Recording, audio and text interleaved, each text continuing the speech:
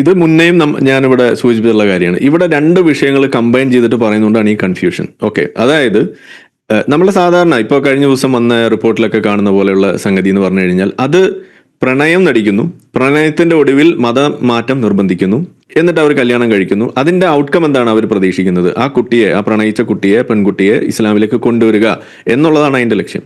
അത് ചെയ്ത് അവിടെ നിർത്തുന്നു. ഇതിന് ഉദാഹരണങ്ങൾ എത്ര എണ്ണം വേണമെന്ന് പറഞ്ഞാൽ ഞാൻ ഇവിടെ തരാം.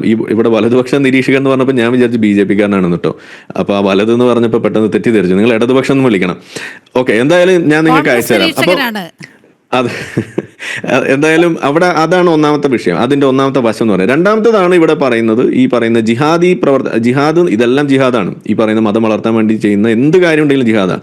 നിങ്ങളൊരു മതം, ഇസ്ലാമിനൊരു നന്മയുണ്ടോ, ഇസ്ലാമിൽ ഒരാളെ കൂട്ടും എന്നൊരു ഉദ്ദേശത്തിൽ ഒരാളുടെ മുഖത്ത് നോക്കി ചിരിക്കുന്നുണ്ടെങ്കിൽ അതും ജിഹാദ് തന്നെയാണ്.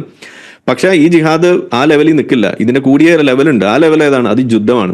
ആ യുദ്ധം ചെയ്തിട്ട് അതിലേക്ക് ഈ ദാറുൽ ഹർബിനെ ദാറുൽ ഇസ്ലാമാക്കുക എന്ന് പറയുന്നതാണ് ഈ ജിഹാദ് എന്ന് പറയുന്നത്.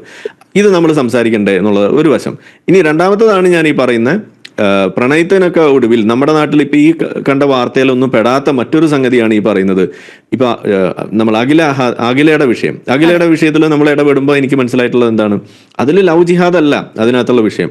അതിനകത്ത് ആ കുട്ടിയെ മതം അവിടെ തലയിൽ കൊടുക്കുന്നു. ആ മതം കിട്ടിക്കഴിയുമ്പോൾ ആ കുട്ടിക്ക് ഈ പറയുന്ന ജിഹാദി പ്രവർത്തനം, അതായത് ഇസ്ലാമിന് വേണ്ടി ജീവിക്കുക, യഥാർത്ഥ മുസ്ലിമായിട്ട് ജീവിക്കുക എന്ന് പറയുന്ന ഉദ്ദേശത്തോടെ കടന്നു വരുന്നു, സ്വപ്നം കാണുന്നു.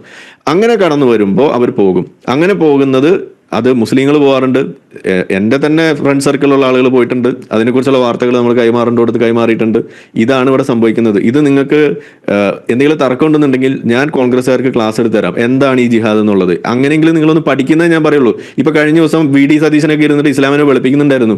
എന്ത് ഉളുപ്പില്ലായ്മയാണ് നിങ്ങൾ ഈ പറയുന്നത്? അതിനെക്കുറിച്ച് വല്ല ധാരണയുണ്ടോ?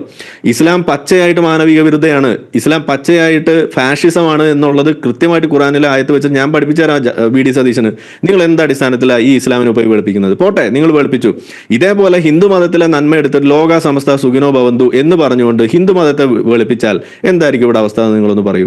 അപ്പൊ നിങ്ങൾക്ക് ഇസ്ലാമിനെ കുറിച്ച് എക്കും പൊക്കും അറിയാതെ ഇങ്ങനെ വന്നിരുന്നിട്ട് ഇതിനെ വെളുപ്പിക്കും. അത് VD സതീശനായാലും ശരി, ഇവിടെ ഇരിക്കുന്ന വലത് നിരീക്ഷകനായാലും ശരി, സംഭവിക്കുന്നത് നിങ്ങൾക്ക് ഈ സാധനത്തെ കുറിച്ച് മണ്ണാങ്കട്ടെ അറിയില്ല. ഇതാണ് ഇവിടുത്തെ വിഷയം. അപ്പൊ ഇവിടെ സംഭവിക്കുന്നത് ഇപ്പൊ BJP അല്ലെങ്കിൽ ഇവിടുത്തെ നമ്മളെ ഈ സംഘപരിവാർ വക്താക്കൾക്ക് പോലും ഈ സാധനം എന്താണെന്ന് അറിയില്ല. രണ്ടു കൂട്ടരും ഇത് പഠിക്കണം എന്നാണ് ഞാൻ പറയുന്നത്.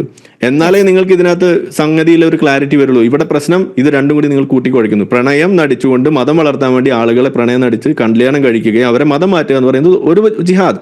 രണ്ടാമത്തെ ജിഹാദാണ് നിങ്ങൾക്ക് പ്രണയമൊന്നും വേണമെന്നില്ല, ഒരു കൺവേർഷനും അവിടെ നിങ്ങൾ ലക്ഷ്യം വെക്കുന്നില്ല. പക്ഷേ നിങ്ങൾ യഥാർത്ഥ മുസ്ലിമായിട്ട് ജീവിക്കണം. നിങ്ങളുടെ ഈ ഡൂക്കളി ദൈവങ്ങളൊന്നും അല്ല ഒറിജിനൽ ദൈവം എന്ന് പറഞ്ഞാൽ അത് അങ്ങ് അറേബ്യൻ ദൈവമാണ് എന്ന് അവരെ പറഞ്ഞ് വിശ്വസിപ്പിക്കും.